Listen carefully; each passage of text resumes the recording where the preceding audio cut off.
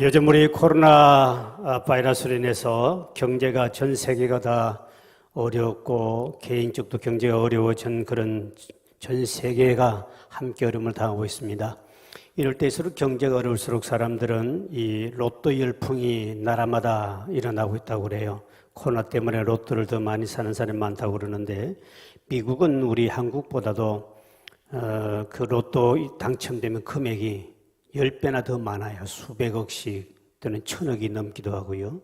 또 우리나라는 훨씬 적어요. 왜 그리 적은지 모르겠습니다만 근데 우리나라는 로또가 참 하나 맞추기도 어려운데 그런데 매 기수 보면은 그 로또 금액도 적은 데다가 여러 명이 나오는데 1등이 요즘에는 여러 명이 나오는데 그래도 나눠 가지니까 그렇지만 금액이 적다 하더라도 상당한 돈이니까요. 그래서 제가 인터넷 들어가서 지난주에 8월 1일 겁니다.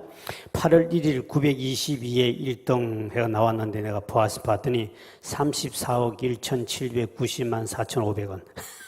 제가 끝자리까지 다 제가 적었습니다. 대단하지요. 이 하나 로또에 걸렸다. 그 금액도 굉장히 큰 금액입니다. 저는 오늘 그 로또에 대해서 이야기하려는 것이 아니라 로또 인간이 있다는 사실입니다. 로또 부부가 있다는 사실입니다. 그 로또 부부는 뭘 말하는가 봤더니 맞는 것이 하나도 없는 인간이 로또 부부래요. 옆 사람에게 당신은 로또 부부입니까? 찰떡궁합입니까? 물어보시기 바랍니다. 참 인생을 살면서 부부간에 어쩌면 당신하고 나하고 맞는 게 하나도 없냐. 이제 이것이 같이 결혼 생활하면서 처음에는 신혼 때는 눈에 콩깍지가 끼어가지고 서로가 모른대요. 근데 조금 정신들만 하면 어찌 여자 이 남편은 어떻게 하고 같은 게 없는가 하고 참 어쩌다가 하나 같은 게 나오면 여러분 로또 중에 6자리가 되는데 그거 하나 맞춘다고 돈 되는 거 아닙니다. 근데 어쩌다가 하나 두개 맞는 것 뿐이지 오래 살면은 맞는 것이 별로 없다는 거죠. 그래서 어떤 분은 이제 신혼이란 말이 한 사람은 신이 나게 만드는 한 사람은 혼이 나야 된다는 말 뜻이 그만큼 부부는 남자의 근본이 다르기 때문에 같은 걸 찾는 것이 어리석은 자요. 로또를 맨날 기다리는 것과 똑같다 그럽니다. 그래서 로또 인간이 있다. 오늘 본문에 바로 로또 남편을 만난 사마리아의 여인의 이야기가 나옵니다. 로또 남편을 만났던 사마리아 여인. 이 여인은 성경에 보니까 5 남편하고 살아보았어요. 그래서 너무 맞는 게 없어요. 로또 인간이었습니다. 그래서 이제 다시 새로운 사람을 만났는데 6번째 남편을 만났는데 이 6번째 남편도 만나서 살아보니 이 인간도 또 로또 인간이야. 어떻게 되면 같은 게 하나 없어요. 그래서 이 여인은 참 내 운명이구나. 나는 내 팔자가 이런 거구나 하고 참 비참해지기 시작합니다. 그리고 삶에 대한 의욕도 이제는 없어지고 남편에 대한 무언가를 기대하고 같은 것이 있고 나를 위해서 뭔가 좀 해줄 줄 알았더니 남편을 6번째 이렇게 같이 살아봐도 같은 게 없는 거예요. 근데 너무 불행합니다. 근데 이 여인은 먹고는 살아야 되는데 근데 이스라엘은 공동 우물이 있기 때문에 집에서 우물이 없으니까 바깥에 공동 우물을 길러 먹어야 되는데 동네지에 나가면 동네 사람들이 수근수근거리고 자기를 슬쩍 쳐다보면서 이상한 여자로 취급하기 때문에 동네에 소문이 많이 있으니까 이제 바깥으로 못 나가요. 그래가지고 이스라엘 나라는 12시 정오가 되면 제일 햇빛이 뜨거울 때입니다. 40m가 올라가는데 제일 뜨거울 때 그때는 오침 낮에 잠을 자기도 하고 다 집에서 바깥에 일체 일하지 않고 다 안에 들어가서 쉬고 있을 때입니다. 그 틈을 타서 아무도 나오지 않는 그 틈을 타서 물동이를 가지고 물을 길려다 먹어야 하는 참 이렇게 비참하게 살아가는 한 여인이 바로 사마리아 여인이었죠. 여인은 물동이를 들고 물가에 갔더니 아무도 없는 줄 알았더니 그곳에 갔더니 유대인 한 사람의 남자가 그곳에 서 있었습니다. 본인은 그냥 유대인 한 남자로 여겼기 때문에 그 예수인 줄 몰랐지요. 근데 대화를 하다 보니 그분이 바로 메시아요. 그분이 바로 하나님이셨습니다. 이 여인은 우물가에 혼자 사람들이 눈을 피해 갔다가 메시아를 만난 동시에 그는 너무나 그 만난 기쁨과 감격이 크니까 물동이를 집어 던져버리고 그렇게 부끄러워서 사람들이 가까이 가지 않던 여인은 동네로 돌아가서 와보라. 우물가에 여러분이 기다리던 우리가 기다리던 메시아를 내가 만났다. 메시아를 기다리던 그 사상들이 있었기 때문에 메시아가 왔다는 소식을 듣고 동네 모든 사람들이 예수께로 몰려오기 시작합니다. 그때 예수님은 그곳에 이틀을 유하면서 그 동네 모든 사람이 예수를 믿은 기적이 나타난 것이 오늘 본문의 내용입니다. 오늘 본문에 보면 사마리 여인이 예수님을 만나서 점점점 이야기하다가 이 사마리 여인은 예배에 대해서 질문합니다. 우리는 어디서 어떻게 예배를 드려야 됩니까? 하고 예배에 대해서 이렇게 예수님께 질문했더니 바로 예수님이 대답한 것이 바로 오늘 4장 24절의 말씀이죠. 4장 24절을 말씀 봅니다. 시작. 하나님은 영이시니 예배하는 자가 영과 진리로 예배할지니라. 하나님은 사람이 아니고 영적인 존재다. 영적인 예배를 드린다. 영과 진리, 영이란 말은 우리 다 성령을 가리키지요. 전에는 신령이라 되어 있는데 영과 진리, 진리는 바로 말씀을 가리키기도 합니다만 이 NIV 성경에 보면 영과 그리고 진리 안에서 드려라. 그리고 현대인의 성경에는 쉽게 되어 있는 말입니다. 거기 보면 이 영적인 진실한 예배를 드려야 된다. 또 다른 성경의 번역에도 보면 전부 다 진실함으로 드리는 예배를 영적 예배요 그랬습니다. 그러니까 진실한 예배를 드려야 된다. 예수님 대답은 진실한 예배를 드려라.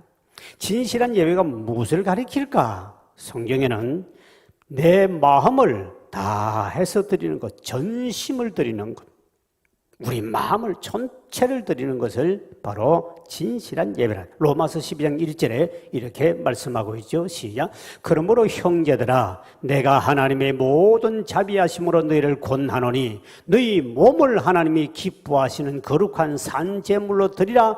이는 너희가 드릴 무슨 예배라고요? 영적 예배다. 영적 예배가 뭡니까 했더니 네 몸을 살아있는 네 몸을 하나님 앞에 온전히 드리는 것이 영적 예배다. 구약시대에 보면은 하나님 앞에 제사드리는 예배 드릴 때는 반드시 제물을 가지고 짐승을 죽여서 하나님께 드립니다. 그런데 오늘날 신약에 와서 이제 이 예배는 예수님이 우리 인류의 죄를 위해 우리를 죄신해서 죄를 대신해서 십자가에 본인이 돌아가심으로 대신 드렸기 때문에 우리는 죽여서 드릴 필요는 없습니다. 단지 우리 마음, 우리 몸 전체를 주님께 살아있는 우리 몸 전체를 마음 전체를 드리는 것을 바로 하나님께 드릴 영적 예배요 진실한 예배인 줄 믿으시길 바랍니다. 마음이 담지 않는 예배는 하나님이 받으시지 않는다는 것이죠. 이사야 29장 13절을 이렇게 말씀하고 있죠. 시작. 주께서 이르시되 이 백성이 입으로는 나를 가까이하며 입술로는 나를 공경하나 그들의 마음은 내게서 멀리 떠났나니 그들이 나를 경외함은 사람의 계명으로 가르침을 받았을 뿐이라. 그들이 내게 와서 하나님을 경외한다고 그러고 예배를 드린다고 그러고 내게 와서 찬송을 하고 입술로 고백도 하는데 그런데 그들은 이뿐이지 마음은 내게서 멀리 떨어져 있다. 하나님이 여러분의 마음을 보고 있다는 거죠. 하나님이 이사야 선지자에게 이사야 선지자가 유다 왕 우시야 왕이 죽습니다. 그랬을 때 이사야 선지자는 나라가 걱정들었습니다. 왕이 갑자기 죽어버리면 국가는 비상사태가 벌어지는 거죠. 깊이 하나님이여 이제 우리나라 왕이 죽어버리면 이 민족이 어떻게 되는 겁니까? 왜 이런 일이 벌어집니까? 하고 하나님 앞에 깊이 슬퍼하며 깊은 기도를 할 때 하나님의 음성을 듣게 됩니다. 내 마음이 너무 괴롭고 슬프다. 주님이 갑자기 슬프다 그래서 하신 말씀이 내가 이스라엘 백성들을 선택해서 내가 양육하지 않았느냐. 저들에게 세계 모든 민족 위에 하나님이 뛰어난 민족으로 복을 주고 저들의 민족을 택해서 내가 양육해 왔는데 저들은 내게서 멀리 떠나가고 있다. 소도 그 임자를 하고 나귀도 주인의 구유를 아는데 저들은 나를 거역하며 나를 멀리하고 나를 알지 못하는 거구나. 내가 너무 괴롭고 슬프다. 그들이 내게 와서 예배를 드린다 그러고 제물을 가지고 오고 내게 오지만 예배를 드렸다 그러고 제사를 드렸다 그러지만 나는 그들이 예배를 제사를 받지 않고 그들은 성전의 마당만 밟고 갈 뿐이지 아무것도 아니야 하고 아주 슬퍼하면서 괴로워하면서 이사야에게 말씀했어요. 그게 바로 오늘 이사야 1장 12절에 이렇게 말씀하고 있거든요. 시작. 너희가 내 앞에 보이려 오니 이것을 누가 너희에게 요구하였느냐? 내 마당만 밟을 뿐이니라. 교회 와서 하나님 앞에 뭐 헌금을 하고 뭐 하고 예배드리고 찬송하고 했습니다. 하지만 주님 보시기에는 너 교회 마당만 밟았지 진짜 네 마음을 내게 줬느냐? 주님은 마음을 원한다는 거죠. 성도는 마음을 다 예배드리고 마음을 다해 주님을 사랑하시길 주의 이름으로 축원드립니다. 마음이 담기지 않으면 우리 인간관계도 본 마음이 없으면 정말 그거는 선물도 선물로 여기지 않죠. 우리 성경에도 마음을 다하고 성품을 다하고 힘을 다하여서 여호와를 사랑하라. 하나님을 사랑해도 마음을 다해서 사랑해야 되고 힘과 뜻을 다해서 주님 앞에 예배할 때 모든 걸 하나님 앞에 예배할 때도 그 마음을 다해서 드리지 않으면 그 예배는 주님이 너는 마당만 밟고 갔다. 우리 개혁주의 예배관이 있습니다. 개혁주의 예배론에 예배관이 무엇이냐 그랬을 때 5가지가 들어가야 예배라고 그럽니다. 첫째, 하나님의 말씀 있어야 됩니다. 두 번째, 기도가 있습니다. 세 번째 예배는 찬송이 있습니다. 그리고 헌금이 있습니다. 그리고 마지막으로 인간관계 교제가 있는 것입니다. 우리 개혁주의에서는 이 5가지가 들어가 있지 않으면 그는 예배가 아니다. 그리고 이 5가지 중에도 하나하나가 다 귀중한데 하나를 빼먹어도 안 된다. 하나하나 모든 것에 마음을 다해야 된다. 마음을 다해야 되는데 이 마음을 다하지 않으면 그는 하나님 받지 않으신다. 그래서 진실하게 하나님 기뻐하시는 예배, 기뻐 받으시는 예배를 드리기 위해서는 하나하나 그 5가지의 마음을 담아야 된다. 요즘 우리 코로나 때문에 제가 늘 두려워하고 불안해하는 것이 하나 있습니다. 그것은 오늘 우리 예배관이 점점 마음이 멀어지고 있다는 사실입니다. 특별히 우리가 유튜브로 온라인으로 이 시간 또 예배드리는 사람이 많이 있는데 우리가 특히 조심해야 할 사람이 있습니다. 온라인을 예배드리는 사람들이 그런 사람이 없기를 바라지만 예배를 드릴 때 설교만 딱 듣고 딱 꺼버리는 인간들이 있습니다. 오늘 유튜브로 듣고 있는 사람들 잘 생각하셔야 됩니다. 예배는 5가지 요소에 하나만 빠져도 그는 진실된 예배가 아닙니다. 설교만 딱 듣고 찬송도 안 해요. 안 불러요. 설교만 딱 듣고 똑똑 딱 먹고 그거만 딱 그러고 스마트폰 꺼버리고 그리고 이제 일을 하고 잠자고 TV 보고 노는 인간들이 있을 수 있기 때문에 말합니다. 절대로 예배는 설교만 예배가 아니라는 사실입니다. 반드시 예배는 우리가 찬송도 마음을 다해서 드려야 되는 겁니다. 이제 우리 교회 오시는 분들도 조심해야 됩니다. 교회에 나와서 예배드리는 사람 중에 요즘에 마스크를 딱 끼다 보니까 이 마스크가 저 사람이 찬송을 하는지 안 하는지 입이 딱 붙어있어요. 나도 모르고 옆 사람도 모르는데 주님은 아십니다. 힘들더라 여러분 마음을 다해서 찬송하시길 주의 이름으로 축원드립니다. 이 마스크가 좀 이로운 점이 있더만 표정 관리 안 해도 괜찮고 여자들 화장품 값이 안 들어도 좋고 째째째 하다도 마스크 쓰고 모자만 써버리면 뭐 아무것도 괜찮고 전에 만약에 그냥 이 마스크 안 쓸 때 만약에 본인이 이렇게 마스크 쓰고 다니면 이상한 사람이 지금은 요즘에 화장품이 안 팔린다는 그런 슬픈 이야기가 있습니다만 하여튼 그래도 교회 나올 때 여러분 좀 찍어 바르고 나오시고 그래도 혹시 또 마스크 벗고 이야기할 때 있으니까 이쁘게 해 나오시면 좋습니다. 근데 이 문제는 하나님 앞에 예배 드릴 때 이제 이게 뭔가 주고받는 게 있어야 되니 하나님 앞에 드리는 건데 찬양을 드리는 건데 말씀을 받는 것이지만 위에서 내려오는 것은 말씀이지만 여러분 하나님 앞에 찬송과 기도를 드리는 건데 이 드리는 것에 여기에 찬송을 드리고 기도를 드리는데 여기에 여러분들이 이 마음을 담지 않으면 그 예배가 아무 가치 없는 거죠.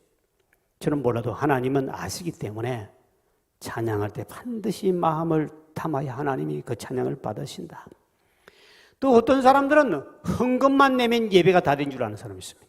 온라인을 헌금 보내고 11조 보내고 또 하나님 앞에는 헌금 하나 내고 그냥 앉았다가 나오면 이게 예배인 줄 아는 주님은 여러분 성경의 이사야 1장 11절에 보면 이렇게 말씀하고 있습니다. 시작. 여호와께서 말씀하시되 너의 무수한 재물이 내게 무엇이 유익하뇨? 나는 순양의 번제와 살찐 짐승의 기름에 배불렀고 나는 수송아지나 어린 양이나 순염소의 피를 기뻐하지 아니하. 너희들이 성전에서 헌금을 많이 드리고 큰 재물을 드리고 송아지를 갖다 잡아주고 하나님께 내인데 드렸다 하지만 주님은 너희는 마당만 밟고 간 인생한들이지 나는 그 기뻐하지 않는다. 왜? 그게 마음을 담지 않았기 때문에. 이사야 1장 13절에 보면 다시는 헛된 재물은 다시는 가져오지 말라. 내 마음이 괴로워 견디지를 못하겠다 그랬습니다. 이런 마음이 없는 것을 만약에 누구에게 선물 이거 해 하고 픽 집어 던져주시면 안 받는 것보다 기분 되게 나쁘겠죠. 하나님 앞에 예물을 갖다 드렸지만 그 헛된 예물을 다시 가져오지 마라. 내가 1장 13절은 견디지 못하겠다. 하나님 얼마나 못 견디면 내가 견디지 못할 정도로 너희들이 그렇게 가증하게 예배를 드리느냐. 마음을 다 예배 드릴 때 하나님은 반드시 그 예배를 받으시고 만나주시고 복을 줄 줄 믿으시길 바랍니다. 우리의 기도에, 우리의 찬양에, 우리의 말씀을 들을 때, 여러분의 예물 드릴 때 하나라도 빠지면 안 돼. 그게 마음을 담아라. 오늘 이 코로나 때문에 이제는 교제도 지금 이제 무너져 버렸습니다. 초대교회가 어떻게 붕괴된 줄 압니까? 교회에서도 열심히 모였고 구역의 가정에서도 열심히 모이고 그리고 모일 때마다 꼭 하는 것이 교제였습니다. 떡을 떼며 서로 섬기며 사랑하는데 요즘 이제 교회에서 코로나 때문에 음식도 안 먹고 이렇게 가나고 하니까 교회가 설렁하고 인간관계가 없고 사랑이 없고 격려도 없고 아주 제가 보면 좀 무서울 정도입니다. 뭐 또 예배드리가 싹 다 빠져버리고 5분이면 다 빠져나오고 교회 텅 비어버리고 전에는 구석구석 가면 교제하고 먹고 이야기하고 기도하고 막 아름다운 교제 위로 격려가 막 이 초대교회 부흥은 그때 구원받는 백성이 많아지고 부흥됐지 교제 없는 교회는요 그건 예배도 아닙니다. 이제 빨리 우리는 구역장은 반드시 여러분들이 주중에 한번 찾아가서 한 사람 한 사람씩 만나주고 그런 마스크 쓰고 바깥에서 커피숍에 만나든지 어디 뭐 식당에서 만나든지 만나가 이야기하고 교제하고 이 교회에서 지금은 못하더라도 여러분이 그런 교제를 하라고 우리도 지금 카페를 문 열지 않습니까? 교제 없는 교회는 절대로 부흥 못합니다. 그래서 한국 교회가 모든 교회 가면 다 식사를 공짜 아니면 돈이라도 받는 것 싸게 받는 것은 교제하라고 하는 거예요. 그 배부르는 목적이 아닙니다. 초대교회는 그들이 마음을 같이하여 떡을 떼며 교제할 때 주께서 구원받는 백성을 날마다 더해 주셨다. 한국 교제 이 교제가 무너지면요 앞으로 빨리 회복돼서 교회마다 음식을 먹을 수 있도록 해줘야 되는데 이게 지금 교회마다 막 음식 먹다가 터지지 않습니까? 지금 계속 터지고 있는데 이거 교회 무너뜨리는 거예요. 어쨌든 우리 코로나가 빨리 떠나가지 않으면 교회는 무너집니다. 교회 무너지면요 민족은 저절로 재앙이 임합니다. 기독교 역사의 성경 구약 성경에 보면 하나님 백성들이 점점 교회를 멀리할 때 하나님은 전쟁을 일으켜서 나라를 망하게 만들어버립니다. 이거는 무서운 심판입니다. 그래서 반드시 하나님 앞에 마음을 다해서 성도를 위로하고 격려하고 사랑하고 섬기고 이게 십계명 2가지 아닙니까? 하나님을 사랑하지만 내 이웃을 내 몸처럼 사랑하라는 이것이 십계명의 핵심 아닙니까? 그런데 이것이 하나가 빠져버리니까 교회가 점점 숫자가 줄지 늘어난 교회는 이 대한민국 한 개도 없습니다. 왜? 교제가 빠졌기 때문에. 목사는 교제를 굉장히 중요시 여깁니다. 한국 사람들은 세상 사람들도요 모여서 같이 음식 먹고 나면 굉장히 친해집니다. 그래서 초대교회는 철저하게 집에서도 떡을 떼고 모일 때마다 떡을 떼며 교회 가도 예찬식 있고 성찬식 2개를 다 했습니다. 왜? 교제를 하기 위해서. 2개를 교회마다 예찬식도 하고 성찬식도 하고. 계속 왜? 그 속에서 교제를 하나님이 위로와 격려와 축복이기 때문에 본인만 예배에 쏙 들어가면 이거는 인간관계에 전혀 없습니다. 그런 본인은 편할지 모르지만 그런 하나님이 예배관이 아닙니다. 왜 이렇게 교회를 잘 지어놓고 합니까? 모여서 교제하고 함께 예배드리고 함께 교제하고 함께 격려하고 하라고 한 겁니다. 함께라는 게 빠져버리면 그 교회는 성령이 떠나가 버립니다. 구약의 다윗이 하나님 앞에 찬송을 하기나 기도를 하기나 할 때마다 그는 마음을 전심을 다하여 여호와께 했더니 하나님께 복을 주셨다. 시편 138편 1절을 보십시오. 시작. 내가 전심으로 주께 감사하며 신들 앞에서 주께 찬송했다. 찬송을 전심을 다하여 드리고 하나님께 감사하되 전심을 내 마음을 다 드렸을 때 그때 2절 3절에 이렇게 말씀합니다. 시작. 내가 주의 성전을 향하여 예배하며 주의 인자심과 성실하심으로 말미암아 주의 이름에 감사하오리니 이는 주께서 주의 말씀을 주의 모든 이름보다 높게 하셨습니다. 내가 간구하는 날에는 주께서 응답하시고 내 영혼에 힘을 주어 나를 강하게 하시다. 하나님 앞에 기도도 전심을 다하고 그리고 예배도 진실하게 전심을 하나님께 드렸더니 하나님이 그의 신분을 목동이라는 천한 직업을 가졌던 사람을 이스라엘의 왕으로 세워주시고 하나님이 그가 기도한 모든 것을 응답받았더라. 여러분, 하나님 앞에 진실한 예배, 마음을 담아드린 예배를 통하여 응답받고 여러분의 신분이 높아지길 주의 이름으로 축원드립니다. 두 번째 우리가 생각할 수 있는 것은 진실한 예배라는 것은 예배의 갈급함, 사모함이 있어야 된다. 이게 없이는 하나님을 만날 수도 없고 복 못 받습니다. 마치 목마른 사슴이 헐떡거리며 물을 사모하고 갈급하듯이 목마른 사슴 시내 물을 찾아 헤매이듯이 내 영혼 주를 찾기에 갈급하나이다. 큰 사슴이 목이 말라 물가를 갈 때 막 컥거리며 사모하며 뛰어가며 오늘 여러분이 예배를 사모하고 기도하고 하나님 앞에 정말 이 예배를 통해 주님을 만나보고 싶고 은혜를 받고 싶고 예배를 사모하는 그런 마음을 가진 만큼 오늘 이 시간은 은혜를 받을 줄 믿으시길 바랍니다. 사마리아 본문에 나온 여인은 평소에 예배에 목마름이 있었습니다. 아니 이거 다른 말도 할 것도 얼마나 많은데 소응답해 주신 남편 좀 갈아치워 주세요. 남편 개떡 같은 남편, 이 로또 남편 말고 다른 남편 없습니까? 뭐 여러 가지 이야기도 할 수 있는데 그 예수님께 본인이 질문이 뭡니까? 예배에 대한 질문을 했다는 사실입니다. 그만큼 평소에 이 여인은 너무너무 예배에 대한 사모함이 많았던 겁니다. 왜? 남편을 6번째 같이 남편을 살아보니 세상에 로또 인간이니까 아무런 자기에게 사랑에 대한 것도 채워주지 못하고 그래 여러분 남편 7번 바꿔도 똑같은 겁니다. 로또 인간입니다. 그러니 그 속에서 뭔가를 자꾸 다른 남편 얻으면 괜찮겠지 하고 해도 바꾸고 해도 도대체 자기에는 만족 없고 기쁨이 없으니까 이제 본인은 아니다. 내가 예배를 제대로 드려서 그 주님을 만나고 예배를 통하여 내가 은혜를 받으면 내 마음에 이런 섭섭함과 외로움과 그 잘못된 모든 걸 다 없애버리고 참 평안이 오겠구나. 그래서 본인이 예배에 대해서 갈망해서 이 산에 살까 예루살렘에까지 갈까 항상 예배에 대해서 목말하다가 예수님 만났을 때 어디 가서 예배하고 누구에게 예배해야 됩니까? 그랬습니다. 그러면서 여인은 예수님께 이런 말합니다. 메시아가 오면 알려주십시오. 나는 정말 예배다운 예배 한번 드리고 싶은데 메시아란 사람이 오시면 저에게 좀 알려주십시오. 당신은 선지자 같아 보이는데 내가 신령과 진정으로 하나님께 예배 드리기를 원합니다. 그때 우리 예수님이 네가 그렇게 목말라 하는 걸 내가 알고 있다. 네가 그렇게 예배에 목말라 걸 내가 알고 있다. 그래서 내가 너를 찾아왔노라. 내가 바로 하나님이요 메시아다. 오늘 본문에 이렇게 말합니다. 25절 26절에 보십시오.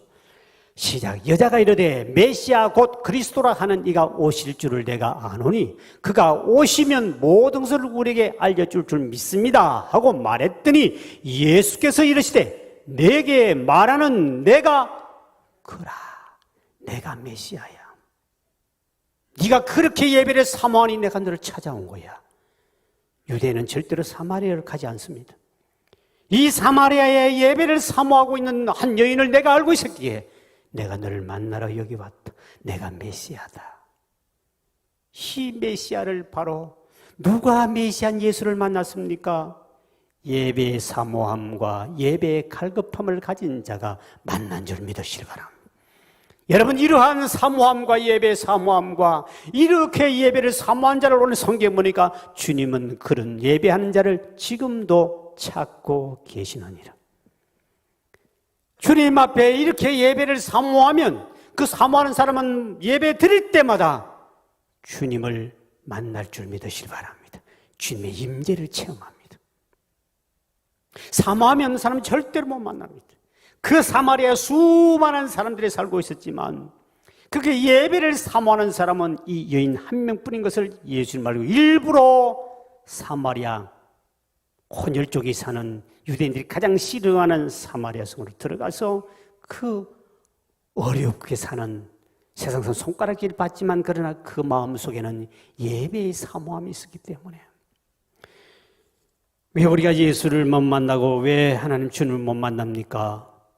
사마리아 여인처럼 예배의 사모함이었고 오늘 또 예배를 한 번 드리지 마치 때우는 거로 그냥 자기 사명을 감당하는 정도로 생각합니다. 여러분 이제 이번 다음 주가 아마 마지막 여름 휴가철인 것 같습니다. 우리 그리스도인들도 휴가도 가야 되고 비서도 가야 합니다. 근데 중요한 것은 주일 예배를 소홀히 하면 안 된다는 겁니다. 주일 예배를 빼먹었다는 것은 이미 그 사람은 예배에 대한 마음은 이미 떠난 겁니다. 주일 예배마저도 본인이 그냥 적당주로 예배 드렸다는 사람은 그냥 평생 1년에 52주 있고 또 평생 살면 많은 예배가 있는데 한 번도 주님을 만날 수 없습니다. 예배에 주님을 만나고 예배 때 주의 임재를 체험하고 예배 때 내 인생이 달라지고 예배 때 내 말씀을 통하여 내 삶이 변화가 나타나고 미래가 보이고 새로운 길이 열릴 줄 믿으시길 바랍니다. 그 예배에 정말 생명을 다하고 유대인들은 핍박이 있을 때 이스라엘 백성들은 그 카타콤 동굴 속에 가서 100년, 200년 동안 또 그 속에 들어 살았습니다. 예배를 사모하기 위해. 밖에 나가면 잡혀서 예배를 못 드리니까. 그 예배 한 번 더 드리고 죽으려고 그 지하 카타콤에 가보시오. 지하 굴 속에 들어가면 그 속에 100년, 200년 동안 살다 보니까 햇빛을 못 보니까 눈이 실명됩니다. 그 안에서 죽고 그 안에서 무덤을 다 그 땅굴 속에서 다 묻어가지고 살아요. 그 속에서 예배 드리고 안에 가면 굴 안 들어가면 예배당을 다 굴에다 땅속에다 파가 100년, 200년 동안 있었습니다. 그렇게 실명이 다 돼버리죠. 자식을 낳기는 하는데 햇빛을 안 보니까 눈이 다 실명. 그래도 마지막까지 한 번 더 예배 드리고 죽으려고. 여러분, 한 번 주일 예배 빠지면 두 번째 또 빠지게 되고 뒤에 가서 예배 회복하기 너무 어렵습니다. 성경에 보면 또 우리 믿음의 조상들을 보면 하나님께 예배의 생명 걸고 예배를 진실하게 성실하게 드린 사람은 다 복받았습니다. 성경에 다윗 같은 사람도 보면 자기 하나님 앞에 예배를 드리고 싶어서 궁전 안에다가 하나님의 예배를 드리고 궁전 안에 성소를 짓고 하나님의 언약궤를 모셔옵니다. 하나님의 언약궤를 모셔올 때마다 그는 7발자국 갈 때마다 그는 하나님 앞에 엎드려서 절을 합니다. 예배를 드립니다. 그리고 그 법궤가 들어올 때 춤을 추며 찬양하며 환영하다 바지가 벗어진지 모르고 그렇게 예배를 목을 놓아 예배를 드립니다. 아브라함도 가는 곳마다 제단 쌓고 여호와 이름을 불렀더라. 가는 곳마다 예배를 드립니다. 우리나라에 유계준 장로님이 계셨는데 젊은 시절에 평양의 깡패였답니다. 근데 이 사무엘 모벳이라는 선교사가 와서 전도를 하는데 끝까지 행패를 부리고 구타도 하고 안 믿었대요. 그런데 그 선교사가 때려도 예수 전하고 싸우지 않냐고 끝까지 온유하게 끝까지 온유한 모습, 인자한 모습에 이 친구 감동을 받아가지고 미림교회를 자기가 집에서 세웁니다. 그때부터 본인은 예배 중심으로 삽니다. 그리고 6.25 전쟁이 일어났을 때 그 교회를 빼앗기 혼자서 그 교회를 끝까지 예배드리며 지키다가 거기서 돌아가셨겠죠. 그리고 아내 되는 사람은 결국 8남매 6남 2년대 남한으로 넘어오고 남편 되시는 그분은 유계준 장로님은 그 교회 예배를 드리며 혼자 드리며 교회를 지키다가 거기로 돌아가십니다. 근데 한국 남 사모님이 이제 데려온 그 6남 2녀 중에 그분들이 자녀들을 보았더니 장남 6.25원 장로님은 국립어려운 원장이 되고 사남 6.2천 장로는 서울대 총장이 그리고 사제 30억을 들여 장학재단을 설립하고 딸 유기순 박사는 국무총리 이한빈 박사의 부인으로 숭실대 총장을 하고 그분들의 자녀들 교수, 의사 그리고 그분의 후손 106명이 모두 가득 하나님의 축복받은 사람. 그 아버지가 예배 생명 걸고 교회를 끝까지 지켰더니 그 후손들이 복을 주더라. 우리가 잘 아는 연세대 총장은 초대 총장 백낙준 박사도 마찬가지죠. 그 아버지는 길거리에서 점치는 점쟁이였는데 전도하는 사람들이 당신 자식 지옥 안 보내고는 당신까지 예수 믿고 예수 믿어야 구원받지 당신 그런 식으로 하면 당신 자식 지옥 간다고 점쟁이 노릇하면 안 된다고 소리를 지는 그 말 한마디 충격을 받고 내가 자식 잘 되라고 이게 점쳐가지고 돈 벌어가 자식을 위해서 하는데 자식 지옥 보낼 바에 내가 뭐하냐고 집어 던져버리고 그 일로 교회 가서 사찰집사로 청소하고 일을 하는데 너무너무 가난하니까 자기 자식을 학교를 못 보내고 어느 날 선교사가 그 교회를 왔는데 애가 밖에 마당에 놀고 있으니까 너 왜 오늘 학교 안 갔냐 그랬더니 우리 아버지가 가난해가지고요 이 교회 사찰이에요. 그래서 저는 돈이 없어서 학교를 못 갑니다니까 그러니까 선교사가 그를 데려가서 미국 가서 공부를 시킵니다. 예일대학교 최우수 장학생으로 졸업합니다. 그분이 바로 우리나라에 와서 연세대 초대 총장이 되죠. 하나님 앞에 예배 중심으로 살 때 이 본인이 연세대 총장 그 아버지는 뒤에 인생을 깨닫고 난 다음에 정말 자손들까지 하나님이 믿음 안에 복을 받습니다. 아버지가 예배관에 바로 서고 엄마가 예배관에 바로 섰을 때 자식들도 복을 받더라. 노아가 그렇게 홍수가 나고 다 끝나고 나면 제일 먼저 한 일이 뭡니까? 아파트 짓는 것도 아니고 연립 짓는 것도 아니고 홍수 끝나고 나면 당장 잘 집을 지어야 되는데 나오자마자 하나님 앞에 제단을 쌓은 줄 믿으시기 바랍니다. 그러니 하나님께서 그를 당대의 의인으로 하나님이 그의 복을 주신 것이죠. 우리가 예배관이 흔들리면 안 됩니다. 여러분 예배관이 흔들려버리면 결코 하나님 앞에 축복을 못 받습니다. 하나님 앞에 연락되는 예배, 하나님이 기뻐 받으시는 예배, 예배를 통해서 우리가 주님을 만날 수 있는 예배, 이 예배는 진실하게 드린 예배입니다. 우린 예배가 참 많지요. 그 많은 것 1년에 그리고 평생 예배를 몇 번 드리는가 한번 생각해보면 엄청나게 많이 드립니다. 수천 번 예배를 드립니다. 그런데 한 번이라도 이 예배를 주님이 연락받으시고 주님이 기뻐 받으시는 예배를 드리면 우리 인생은 달라지고 응답도 받고 문제 해결받고 인생의 해답이 예배 속에 있는 줄 믿으시길 바랍니다. 다 나옵니다. 오늘 본문의 사마리아 여인 이 주님을 만나고 예배를 삼아다 보니까 메시아를 직접 만났습니다. 주님은 오늘 또 참되게 영과 진리로 오늘 또 성령과 진실되게 예배한 자를 지금도 찾고 계신다고 그랬습니다. 지금도 현재 진행형입니다. 그래서 우리는 하나님 앞에 이런 마음을 다하고 예배의 갈급함을 사모함을 가지고 여러분은 예배 드릴 때마다 가정에서 예배 드린 사람도 마음을 다해서 갈급함으로 드려야 되지 적당하게 하면 합니다. 교회 나온 사람도 마당만 밟고 가지 않고 정말 여러분은 우리 교회는 성령이 임재하는 교회요. 이 예배당에 오는 사람마다 은혜를 받는 교회가 되어야 되기 때문에 이렇게 사모하는 사람이 많이 올 때 베이시몬드가 성령에 대한 은혜를 사모하고 기다리는 모든 자에게 입했듯이 우리 교회는 예배를 사모하고 진실 드리는 모든 예배하는 자에게 온라인으로 그리고 가정에서 이 교회에서 드린 모든 자에게 이와 같은 하나님의 임재하심과 주님을 만나는 이 축복 있기를 주의 이름으로 축원드립니다. 좋은 한 노래를 찬양을 한번 가사를 제가 소개해 줄 게 있습니다. 우리에겐 소원이 하나 있네. 그 소원이 뭐가 돼야 되느냐? 주님 다시 오실 그날까지 주님 오실 그날까지 우리에게 소원을 가지고 마음의 소원을 가지고 우리가 갈급함을 해야 할 일이 있는데 그게 뭐냐? 교회를 교회되게 예배를 예배되게 주여 우리를 사용해 주소서. 예배되는 자에서 사용하세요. 오늘 우리 찬양 드리는데 먼저 제가 그 영상으로 우리 같이 부르고요. 그리고 그걸 계속 따라 주시고 기도를 이어서 하도록 하겠습니다. 우리 함께 우리 찬양을 따라 부르면 되겠습니다. 우리 부르고 난 다음에 기도하는 시간 갖겠습니다. 가사를 생각하면서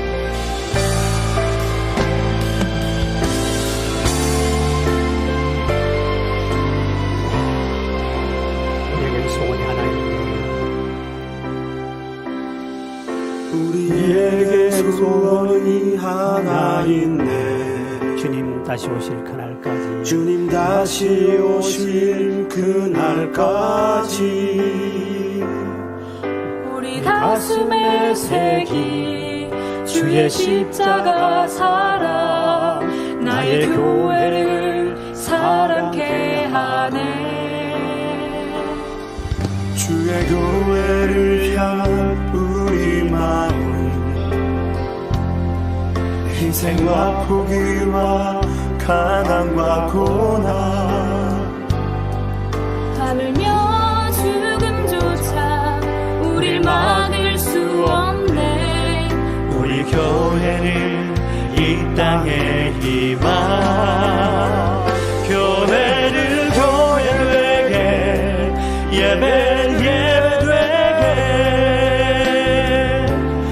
우릴 사용하소서. 진정한 부의 날 오늘이 받도록 우릴 사용하소서. 성령 안에 예배하리라. 자유의 마음으로 사랑으로 사역하리라. 교회는 생명이니 교회는 교회 되게, 예배는 예배 되게 우릴 사용하소서. 진정한 부의 날 오늘이 받도록 우릴 사용하소서.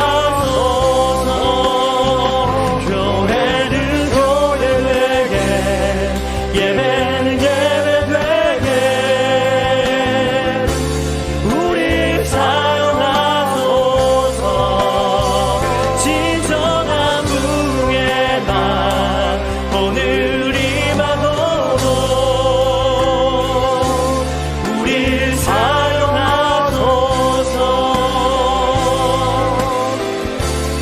우릴 사용하소서. 함께 우리 기도하기로. 하나님, 주여, 우리가 진실하게 예배하지 못함을 용서해 주옵소서. 그 수많은 예배를 드렸지만 주님이 역겨워하고 다시는 오지 말라 할 정도로 마당만 밟고 하는 인생이 아니었는지, 주여, 이제는 예배가 예배되게 하시고, 이제는 예배를 사모함을 통하여 사마리아 여인처럼 지금도 주님이 찾아오셔서 만나주기를 원한다고 말씀하셨는데, 주여, 예배를 통하여 주님의 임재를 체험하고 주님을 만남으로 우리 인생이 사마리아 여인처럼 달라지고 변화가 있고 열매 맺는 사람이 되게 달라고 합심해 삼은 주님 앞에 동성으로 기도합니다. 사랑에 많으신 아버지 하나님, 우리가 오늘까지 수많은 예배를 드렸지만 그러나 우리 하나님 앞에 진실하게 예배하지 못함을 이 시간도 용서해 주실 바랍니다. 예배 드린 것은 중요한 것이 아니라 네가 마음을 담았는가, 그리고 예배에 갈급함이 있었는가. 아버지, 이것이 없었기 때문에 우리 주님을 만나지 못하고 아버지 끊임없는 아버지 갈망하며 인생을 살아왔던 우리 선제를 용서해 주실 원합니다. 이제는 세상 것만 바라는 것이 아니라 이에 주님 앞에 참된 예배, 진실한 예배를 통하여 주님을 만나기를 원합니다. 지금도 참되게 예배하는 자를 지금도 찾고 계시마 약속하신 아버지 하나님, 오늘도 우리가 사마리아 여인처럼 주님 앞에 예배를 사모하다가 모든 성도들이 가정에서, 직장에서, 교회 나와서 하나님 앞에 참되고 진실되게 예배하는 자, 영과 진실로 예배하는 자에게 오늘 또 찾아주시고 만나주셔서 우리의 문제를 해결받게 하시고 다윗처럼 응답받으며 하나님의 말씀 안에 바로 서서 복을 받는 우리 모두가 되기를 원하며, 그리고 우리의 예배가 진실하게 예배됨으로 이 예배가 상달됨으로 우리 자손들도 우리를 통하여 후손들이 복을 받도록 은총을 베풀어 주시를 원합니다. 이 시간도 주님 앞에 나와 간구하는 모든 심령들에게 은혜를 주시며 주들이 손영답도 되게 도와주시고 다윗처럼 하나님 앞에 진실한 예배를 통해 주님을 만나고 응답받고 신분이 높아진 것처럼 우리도 하나님의 진실한 예배를 통하여 우리가 주님을 임재를 체험하고 만나도록 은혜를 베풀어 주옵소서. 우리 하나님이 함께 하시고 참된 예배를 받을 줄 믿사옵고 예수 이름으로 간절히 기도하옵나이다. 아멘.